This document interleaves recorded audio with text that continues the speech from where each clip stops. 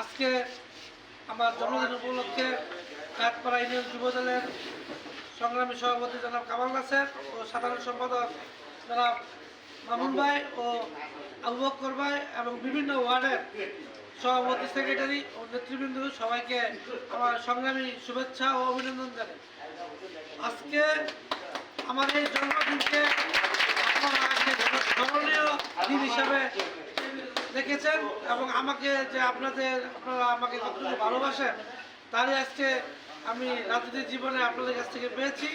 তারই সুবাদে আমি রূপপুর উপজেলা যুবদলের পক্ষ থেকে আমি আবার আপনাদের আন্তরিকভাবে ধন্যবাদ প্রকাশ করছি।